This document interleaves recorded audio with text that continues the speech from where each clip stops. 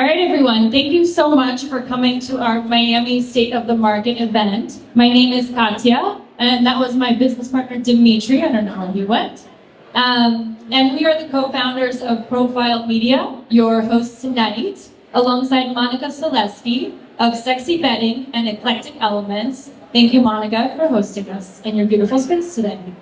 Profile publishes real estate and lifestyle news. We host a podcast as well as networking events, and we reach over 100,000 people monthly across all of our channels via email, online, and social media, and we have 30,000 monthly readers. We started the PROFILEconnect event series to bring together Miami's real estate industry to network and connect outside of a traditional business setting. We hope you have some great networking opportunities here and share some thoughtful discourse while forging new relationships with industry leaders. Today, we have two great panels for you. The first is a residential panel, followed by a short break, and then our commercial panel. Don't forget to join us at Giselle for the after party after the event. Thank you to all of our sponsors. Thank you, Eclectic Elements, Sexy Bedding, The Lighting Studio, 11 Vodka, Kobu Water, Duray Company, Title EQ, Disruptive Real Estate, TCS Miami, Cosentino, Eisenberg and Company, Doda, and the University of Miami Herbert Business School. And now I'm going to pass it off to Simon, who is going to kick off our residential panel. Thank you, Simon. Thank you, thank you.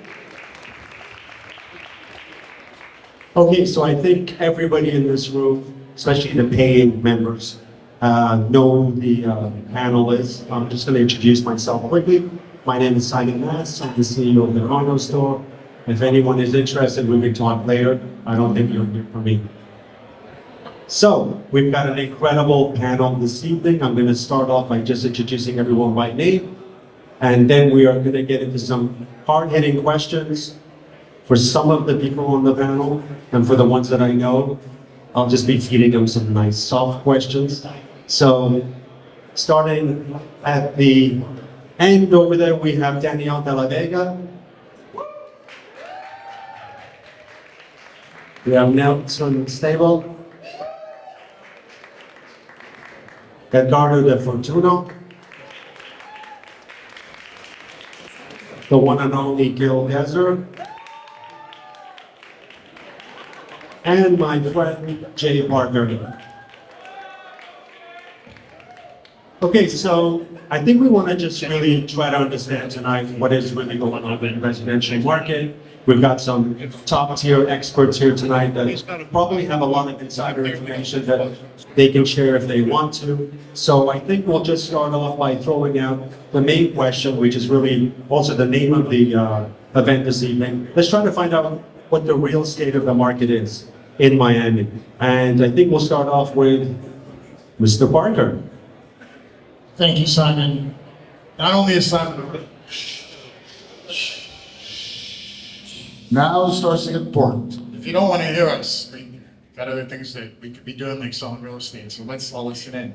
But it's nice to be here with Simon Moss, a dear friend, a fellow Torontonian. Thank you to Profile, thank you to Eclectic Elements and Sexy Bedding.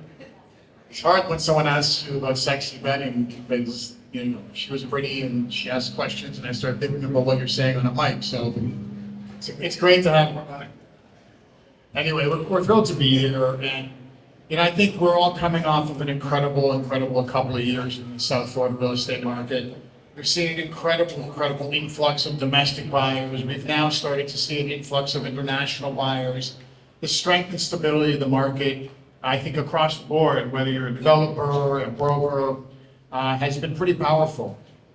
You know, a lot of people forget that as the market settles back into what is hopefully a more normal market, notwithstanding what I believe to be a very strong market, a market that has tremendous legs, a market that I think will stand to be an incredible place for people to buy, invest, and live for many years to come, as I believe it's been transformed. Many of the people that I've been speaking to, whether they're agents, buyers, brokers, or developers, have said, like, what's going on? it's August and it's not as busy as it was in December. Well, I asked them, where were you in August? And where were your friends in August? And they weren't here. They were traveling. People were doing the things that people traditionally do over the summer. But remarkably, while way ahead of the rest of the country, when the school starts to open, we see people flooding into our sales galleries. Privileged to work with Gil Dezer, and we even commented right when we saw the season start to open up again, people started signing contracts, sales galleries started filling up, contracts started getting signed in the general brokerage business. So from my perspective, this is the #1 place in America to live. People from all over the world want to be here. People move here for reasons that are sustainable, long-term. The boom bust cycles that this market had sustained in the years of past are a part of the past and will not be part of our future. I'm bullish on Florida, I'm bullish on Miami, and on.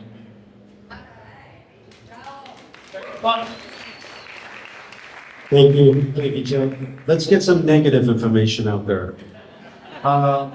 No, nobody here is going to give me anything negative. Gil, what do you think about the state of the market? Like you're launching an incredible project right now. Talk about the market conditions rather than the project. Well, what we do, we don't really consider a market. You know, our average ticket is $7.5 million. So it's very thin when they're at the air up top over there.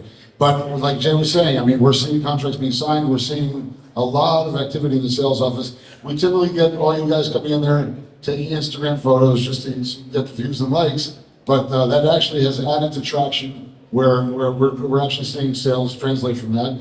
And the good news is we're looking for a good season coming up.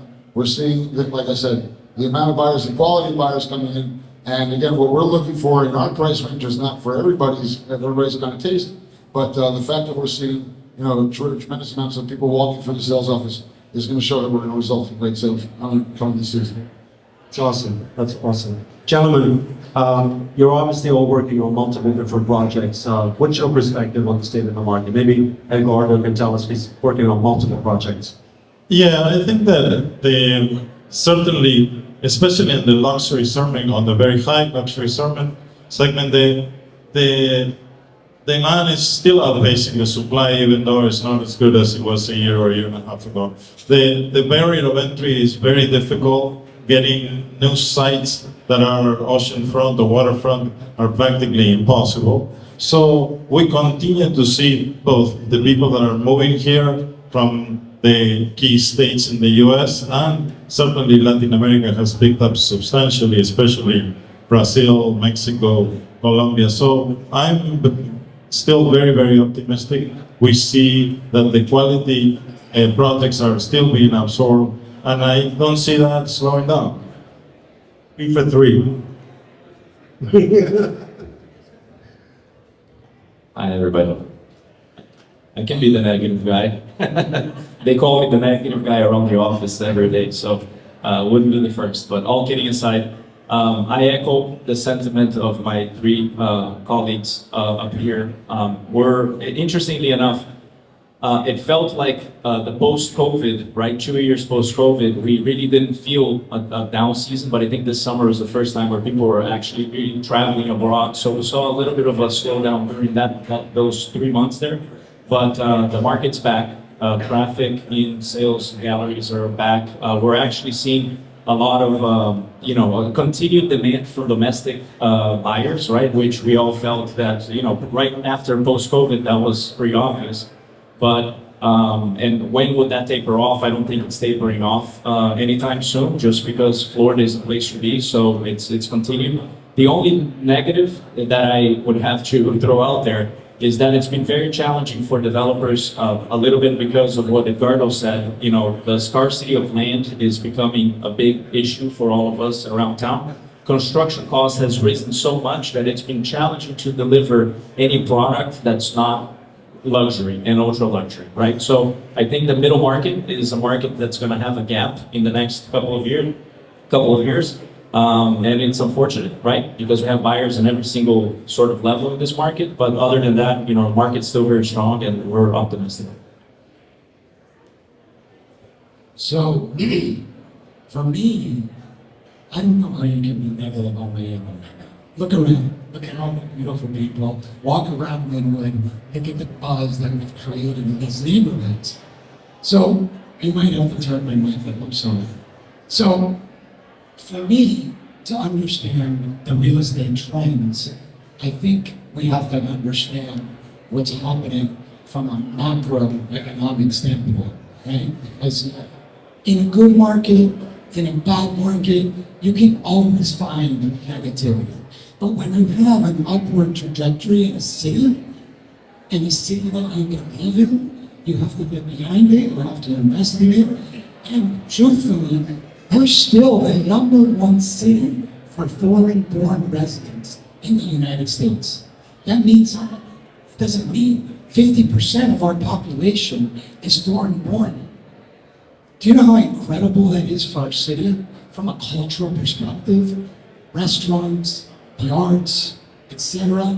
So we need to build on that. When you travel to other cities, it's very homogenous, it's very cookie-cutter, and we're the opposite, right?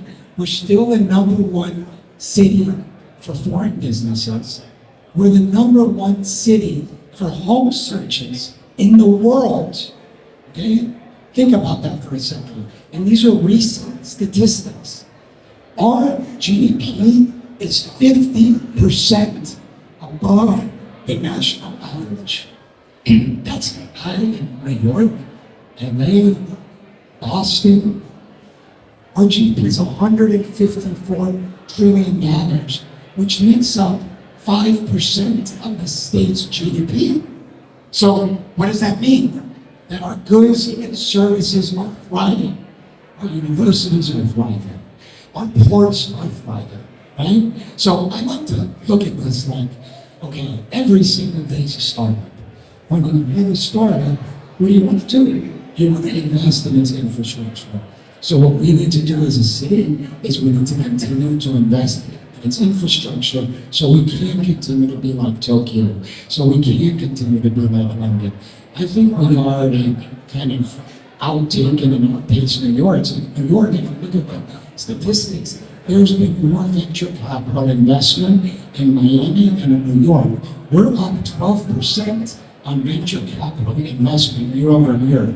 New York City was down 15%. 15%. So for me, then, those factors are huge. And I think we lose sight sometimes of the companies that continue to move here. There's the Citadel effect. Everybody talks about the Citadel effect. That's great. But a small little company out of San Francisco, I'm being facetious, with 2,000 employees called Integra, just relocated their headquarters from San Francisco. Daniel, So those are the things that we need to I'm going to fix. stop you for a second because I want you to drop your mic. I need you to drop that mic because what you were saying right now was resonating. You can't hear me, so forget it. Right? Guys, if anybody wants to talk, I have an extra microphone. Just give us about 15, 20 minutes. You can talk as much as you want when the commercial real estate panel comes on. So, listen, I think that's great. I think Jay wanted to add something very, very quickly. Just wanted to add briefly that something else is very relevant to today's new construction market, which is there is a delta between where you can buy new construction versus where finished product is trading for. So that built-in equity that we all look for, whether it's for ourselves or for our customers, is very much the case in today's environment. New construction, as expensive as you might think it is still a tremendous investment opportunity. I think we're going to move on to discussing the market trends. We had a lot of people sending questions on topics that they really wanted to cover today, things that you're not really finding online. So the question right now is, what are you seeing as a significant trend that is different to what was out there before? And we're not talking just about branding, but what is the significant changes that are out there in the marketplace? Maybe we can start with Edgardo. Well, people are living in the units a lot more than before. Before it was more of a transient city, now it has converted into a lot of permanency. So some of the spaces that and the designs that we're doing are focusing on that, and they're focusing on lifestyle, on improving the way they live. So that's what we really concentrate on at Fortune, because we really want to impact the way that people live. Really, you need to take that into significant consideration.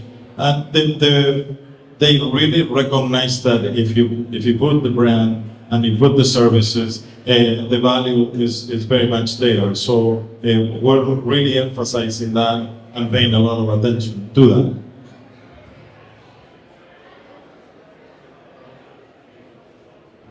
As far as trends go, I mean, like we're seeing, it's as somebody mentioned earlier, you're seeing a gap in the middle. So the trends you're seeing is a lot of small units. Wait, guys in the back, shh. My turn. That's what I do to my kids. So, okay, so what we're seeing in the middle, it's obviously there's a gap about that. There's obviously people trying to sell small units, get to the small price points, and then of course the larger units is what's selling right now in our market. We're seeing people who have gotten stuck in COVID in their houses and realize, hey, if this ever happens again, I don't want to be in the same situation. Let me get more space, let me be more comfortable. Let me be in that dream apartment that I was wanting to. If it costs a few extra bucks a month, it'll be worth it should we ever get stuck there. And so, as you know, I'm parroting what they said, that the middle market, you're not seeing that 1,500, 2,000 square foot. You're seeing the little 800 square foot 2-bedroom being sold, and where they're trying to fit 10 pounds of stuff in a 5-pound bag. And then the other side of it is like Edgardo was saying, the upper end of the market, which is always good. You know, if you build, our philosophy is if you build real good quality, great design, amazing stuff. I mean, the Bentley Tower is Porsche 2.0. Porsche, as we know, is a runaway success. We have every huge celebrity in Miami. Maluma's broker is sitting right here in front of me. She sold Maluma the apartment. It's not about that. The celebrity, this is the kind of people we're accepting in our neighborhood. Sunny Isles Beach is really coming to its own, and so we're seeing that kind of market really at the high end is doing very, very well. Yeah, I would add, first of all, I do think it's still relevant to mention the proliferation of branded residences, because we're seeing more and more.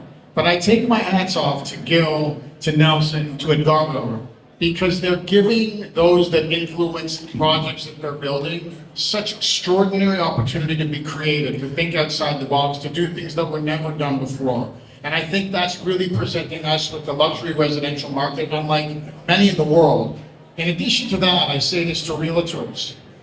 I'm finding more than ever that the top end of the building, the penthouses, the larger units, seem to be selling first, because there's so much wealth pouring into our markets that people want to preserve those opportunities. Where in the past, people would usually wait until the building was completed, and you would see those penthouses selling at the end.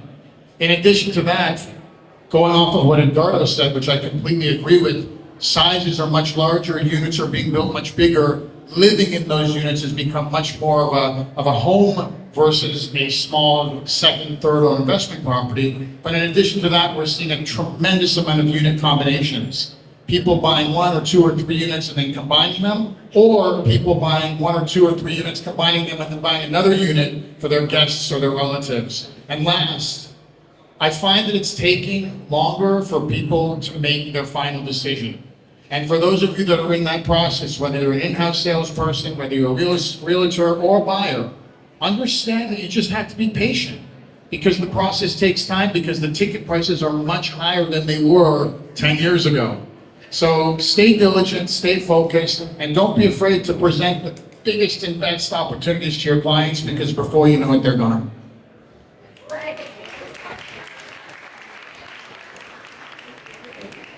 So we're realizing that people are looking to buy stuff that they really want to live in, whereas before it was like vacation homes. So people are moving here to stay here.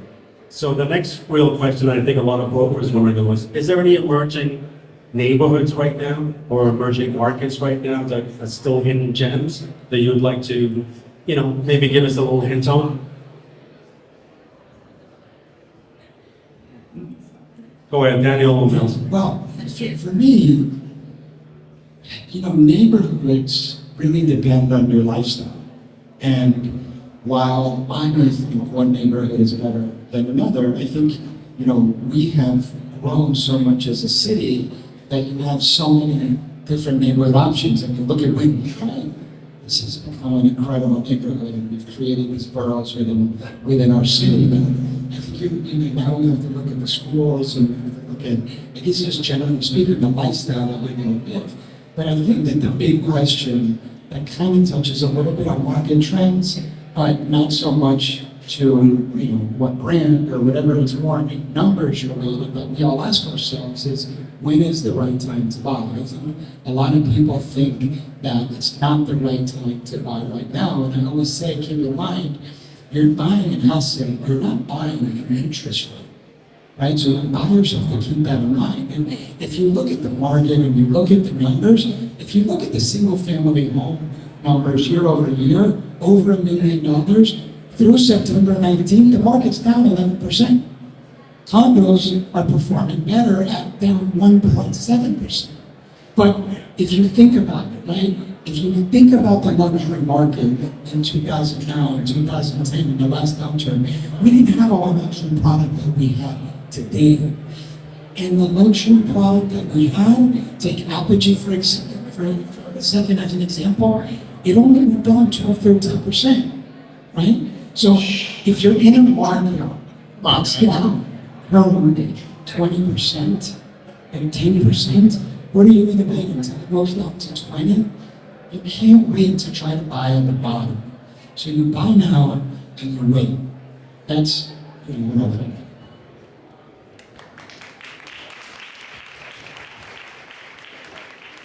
Well, North Bay Village, I see as the new frontier, and it's not for selfish reasons. I think it's got tremendous development opportunity. I know that a number of projects slated for that market. I frankly look at markets like Edgewater, and I still believe their new frontier is opportunistic. The pricing there is significantly lower than many of the other markets that we see. I also think that there's tremendous opportunities on the west coast of Florida to the north. I think things are happening in Sarasota, Naples, Tampa, St. Pete, where you're seeing products that are trying to be as amazing as some of the stuff that Gil and Edgardo and Nelson are doing here. But they're really reflecting tremendous price opportunities and more of that Florida-esque palm tree golf course lifestyle that we don't have there anymore. Thank you very much. Next question, the topic that's obviously in the news every day is inventory and supply. So, I predominantly work in Toronto, and Toronto's always in the news for inventory issues. We're very much undersupplied, and I feel that that's the same right now in Miami. Can you guys address inventory supply issues in regards to condos, I would say, or homes under $1 million versus the luxury market? We already know that the luxury market has buyers. How about for local buyers right now, local people that are looking to buy inventory under $1 million? How's that looking? Daniel, Nelson? We have the three biggest experts in this market sitting here with us, right, on the brokerage side of the business. So I'll let them speak to specifics and statistics. But that's a very rare product to find, in the market. I feel like inventory is very limited. We're selling cabanas on the ocean now for $2 million. So that's a little relevant. But it is a serious problem that not necessarily we were going to address, but the city and the government and the private sector as a whole need to address it, because to become a great city or to continue to be a great city, we need affordable housing too. I think the Live Local Act that maybe the commercial guys are going to talk about later is a great step in the right direction to have affordable housing. Because even though so many people are moving to Miami, actually we're losing population, because the ones that are moving out because they can't afford it are the teachers and the workers that day in and day out working in those companies. So we do have an issue and we have to address it, but $1 million really goes very, very short at this time. And Simon, we've had some great things happen, right? Like something like Brightline actually does, to some extent, address that issue, because now folks can a lot easier live in Palm Beach now and come down to Miami-Dade, right? Where you can, technically, in theory, I don't know for how much longer, still find a little bit better of an offering and inventory below that price point. But you know, we do have you know, somewhat of a crisis, right? And land availability, especially to build single family or townhome communities, which the only thing left is really down south and out west. We have zoning challenges that prevent that inventory from being brought. You know, Edgardo brought up the local act, which has been an incredible piece of legislation that got passed by the state. But you know, while it's great for renters, it really doesn't address the issue for home buyers, right? So it's something that I think the state needs to continue to look at, because it would be great to have it address actually both sides of the equation. So it's you know, tight inventory. Just really quickly, I think you have to be very educated on the market. Because if you go into your presentations knowing where the sales are actually taking place, you're not going to have an unrealistic seller. And I think a lot of the brokers in the room are dealing with unrealistic sellers. So you see inventory of 30+% of single family homes, or 20+% in condominiums, but you see an extremely aggressive price reduction across the board. But that's because the numbers are completely inflated. People think that they're going to get a price to sell their home for the same price they could have 10 years ago. So the frenzy is definitely over. You have to be educated. You have to be able to educate your buyers on the reality of today's market, because what's happened is, I think the statistic is like something like 70% over 70% or more of Americans in the U.S. that have refinanced and bought a new home in the last 7 years. So they're in a very cushy position. They don't have to move. They've got an incredible amount of equity, right? So unless there's death, divorce, estate, something like that, people don't want to move, you know, into a more expensive home, because with interest rates where they are, it's going to cost them a lot more money. Plus, they have a low tax basis. So you've got to get very creative. Danny, I got to interrupt you. Hey, all you guys in the back, are you guys drinking the 11 vodka? Because you're clearly not paying attention to Danny de la Vega, who's saying some really smart things. Drink the 11, go over to Giselle, and let's listen to Danny. Come on. Thank you. I appreciate that. This isn't second stage that we do it's Johnny. I would have done that. I'm from Canada. I didn't want to get deported. Still waiting for my green card. So.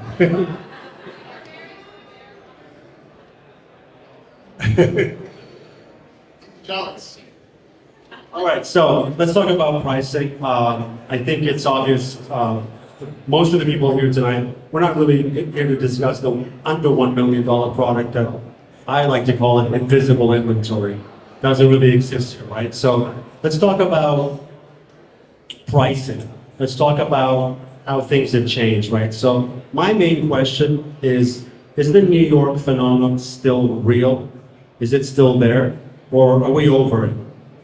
Gil? I think it's very much real. I mean, what's great is that the New Yorkers come down and they view us as cheap. You know, everything they seek to buy in Miami is a bargain.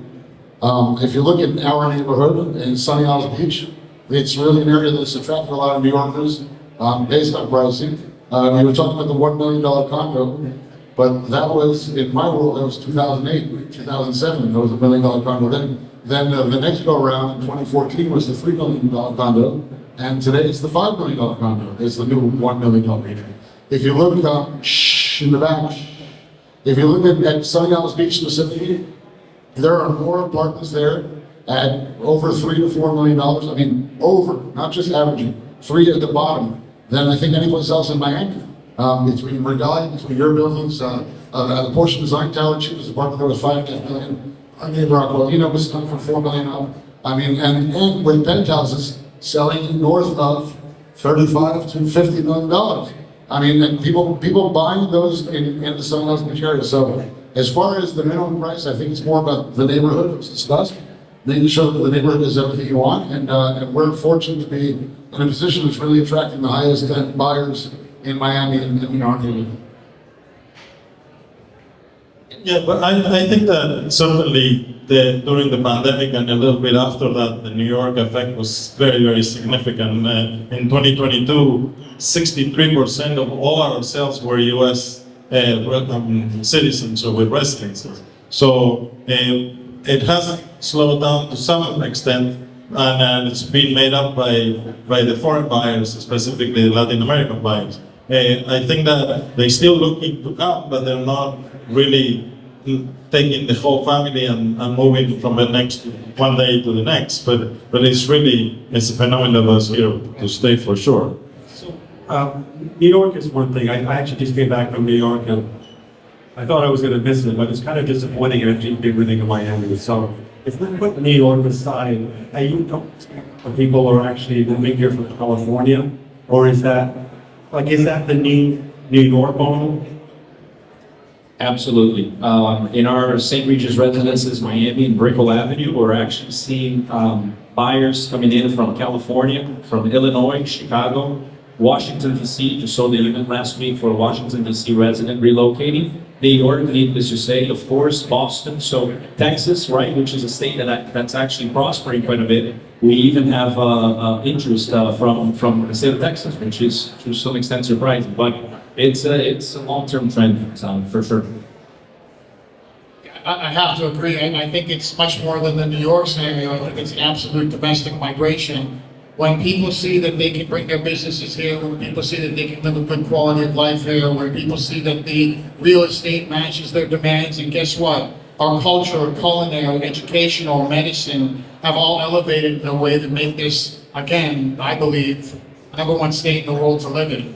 And besides that, and unfortunately, because many of us do business all over the country and all over the world, all you gotta do is look at the news. I mean, you don't see in Florida what you see very unfortunately happening in many other parts of the world, nor do you walk down retail streets in Miami, just look outside in Wynwood, Midtown, Design District, Coral Gables, Miami Beach, and see vacancy signs everywhere.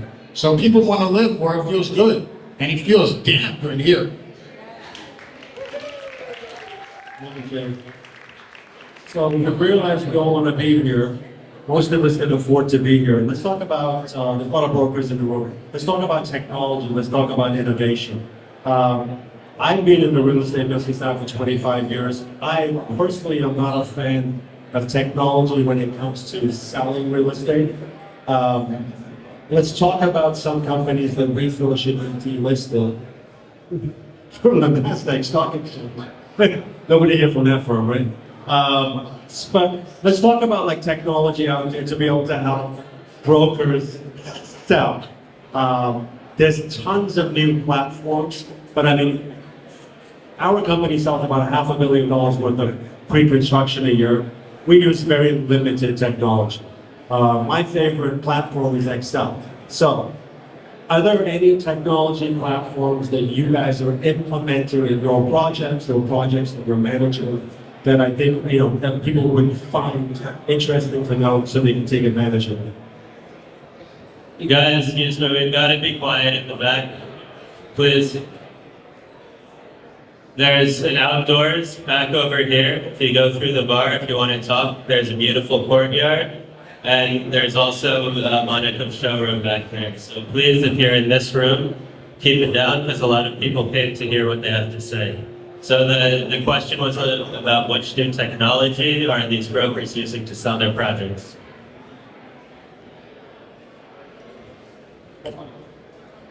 I can go first briefly. I feel, especially the luxury market, right? I think some more entry-level price point projects could benefit from technology, especially if you're selling for foreign investors, and you can sort of provide a virtual experience of what they're really buying.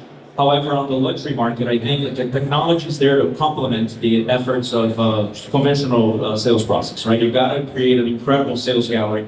You have to have the finishes, you have to have the appliance. The clients want you to come by, touch and feel, the plumbing fixtures, the light fixtures, really understand what it is that they're going to get delivered at the end of the day. So we, of course, having the ability to show a buyer what is their exact view from their balcony at the level of their unit, right, which we couldn't do, 10 years ago, that's extremely helpful, but I still think that you have to have your sales gallery, all of the conventional, good brochures, FF&E, we've got to show them, the lifestyle that they're going to be enjoying post closing.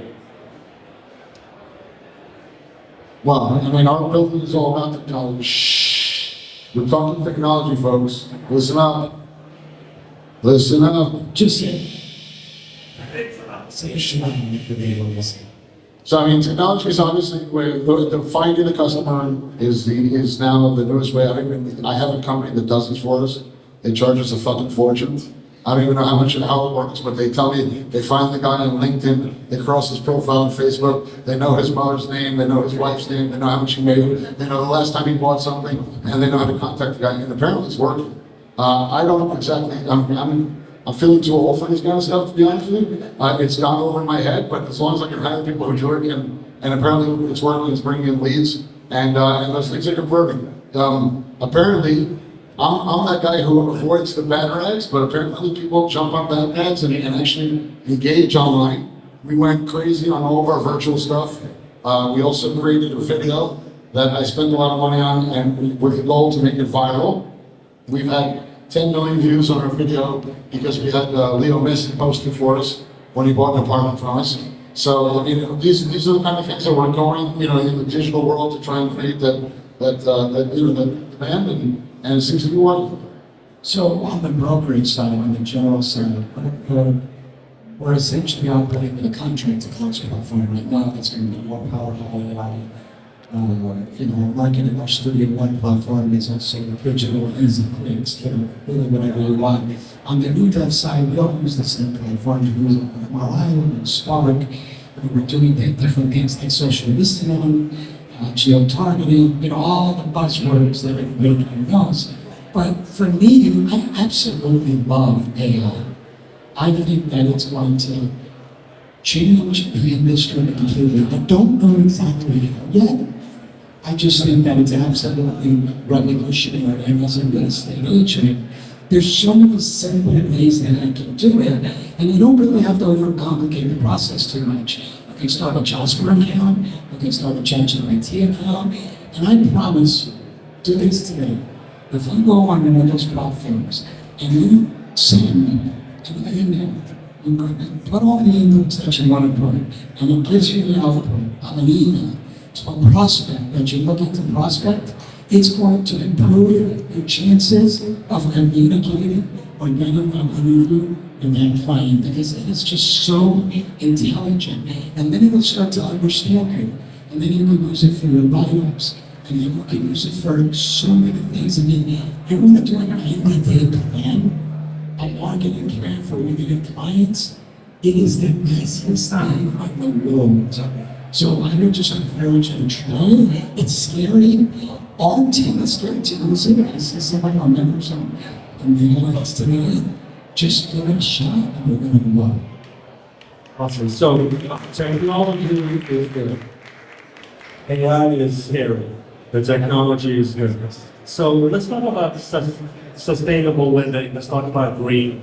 Again, in Canada, for the last 10 years or so, lots of condo developers have been working with the green angle to try to make their buildings much more sustainable. Whether or not they are is a different question, but I'm not seeing much of that in Miami.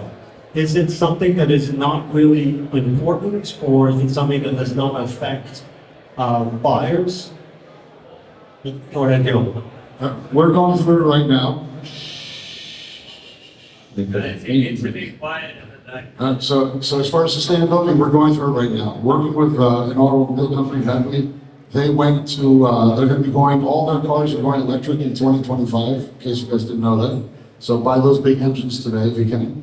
But they forced us to be sustainable, and at the end of the day, really the customers do not care. So anybody who's not doing it sustainable, I don't necessarily blame them. It's not something people are really looking for, but having a big brand next to us that wants to play nice in the sandbox, that's what happens. And I assume if you're going to go green or greener, the costs are going up, right? Yeah, no, substantially. I mean, there's all kinds of things that, from the tints on the windows to the lesser air conditioning to the lower water usage to all this thing. The good thing is the Florida building code. The Florida building code addresses about 85% of the market. So it's just a little differential to make it proper and get a little sneaky. Yeah, but I see the trend changing. I mean, I think that the buyers are a lot more conscious about this problem and they want to participate in it. They don't know how to, but educating them, showing them that the building eventually is cheaper to operate, that the life in that unit is healthy, that it really has a lot of positive effects to it. It's really something that if you give them the reasons why, especially the high-end buyer really wants to help and be a part of it. So I think that we can do a significantly better job, and many of our buildings are really taking that into consideration. So just one building that jumps out at me is Brickell Citizen. I mean, when you look at Brickell Citizen and you see what Integra living, and you real maintenance water, the cycles throughout the whole building, it's just cool. I think it's something that people want to be part of. I mean, there's a huge office building in general. I mean, circulating lighting is a huge thing now. Of course, air filtration, runoff filtration. So they're starting to see compliance for that more and more as they practice it over there. Thank you very much. So I guess what you're saying is that the prices are going higher if we're gonna go green. On the high end, it doesn't really make that much difference. It's probably around the going for purchases, right? It's always gonna be the lower end product that's gonna probably become a little bit more sticky to deal with. So thank you on that. Let's talk about, because we're running out of time, because I think people need more drinks. Maybe some cigarettes or something. Or hearing aids. That being said, let's talk about, again, state of the market. We're here to find out what's going on. What do you guys feel is going to be changing in the next 12 to 24 months, if anything? We'll go with Jay. I think there's more stability in the market. I think prices will continue to appreciate, but at a slightly lower level. I think inventory will continue to be an issue. I think demand is going to be as strong as it's always been. I think we're going to continue to see remarkable, exciting developments come out of the ground in ways and with images that you've never dreamt of. And I look forward to seeing all of you share the excitement that we have for this incredible market. I think in the near future, and in the near future, this is the most important thing we're going to say all night tonight, guys. This is the most important thing you're going to hear all night tonight. Why don't we increase commissions to 12%? No, it's not We get Don't say that. on one I unit. I think it's going down actually. Right. So, if I do 12, he's going to do 14, so I can't do that. So, but no, I think what's going to happen in the near future, guys, if you're going to take away anything from tonight, this is what you need to learn. The word replacement cost. It's not getting cheaper to build this stuff. I cannot build the Porsche design tower today for what I sold it for 10 years ago when we delivered it in 2013. 2015. The replacement cost is going up, construction costs are going up, land is becoming more scarce. So what that just means to everybody is if you think it's expensive now, just wait. It's only going up from here. There's nothing you're going to be able to buy today that won't be more expensive by the time Biden leaves office.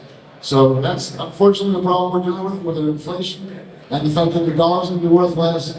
That should help us with our European friends and should help us with our South American friends to have more purchasing power companies in the United States. But at the same time, there's nothing that will be cheaper than it will be today. My opinion. Many other cities, including Toronto, every year prices will go up. Sales may slow down a little, but your prices are going to continue to go up.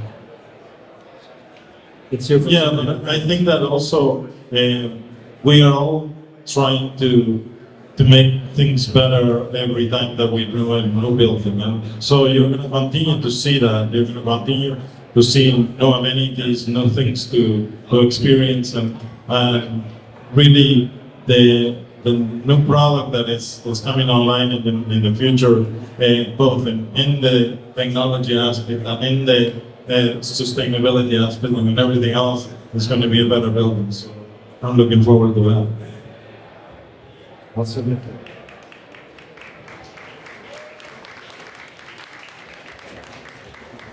Yeah, I agree with everything said by everyone on the panel. I also agree with one of Daniel's prior statements. That it's very exciting times for South Florida. We're going to continue propelling forward. I think our next big task ahead is making sure that our infrastructure keeps up with the pace of this growth. Universities, schools, hospitals, roads, public transportation, right, which has a heavy burden, of course, in the public sector. But I think it's up to all of us here in the private sector to help the public sector keep up. Because as Gil mentioned, I mean, the three of us here are going to try to keep outdoing each other every single time we put up a building, right? So,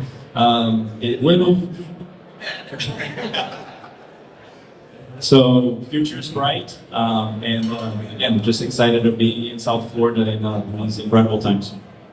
So I think it's the old saying, man, don't wait to buy real estate, buy real estate and wait.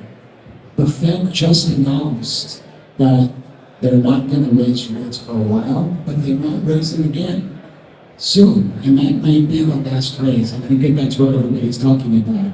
But my point is that today is our new reality, and we have a new baseline of pricing. We're either going to go slightly down from here, like I said earlier, we're already 10% down. I don't think we can go much further than that. But to Gil's point, it's not going to get any cheaper. And you don't want to leave, because then your clients are going to look back like they probably do and tell you all the time, well, I wish I would have caught the pandemic. Convince them to not want to have that same conversation with you 5 to 7 years from now, and believe in Miami that we in the future push the building of our infrastructure, of our universities, of our schools, and the improvement of our public transportation. I can't tell you how many people are looking to relocate here, but can't because of those fundamental issues. So as a community, we have to come together, and we have to build, we have to recover, and we will. Thank you. Thank you very much. And I think we should consider running for public office. Sounds really good. I think you should run for public office. It sounded good. Once I get the surgery on my voice, There's a few open spaces recently. All right, ladies and gentlemen, just want to thank the panel for being here today. Thank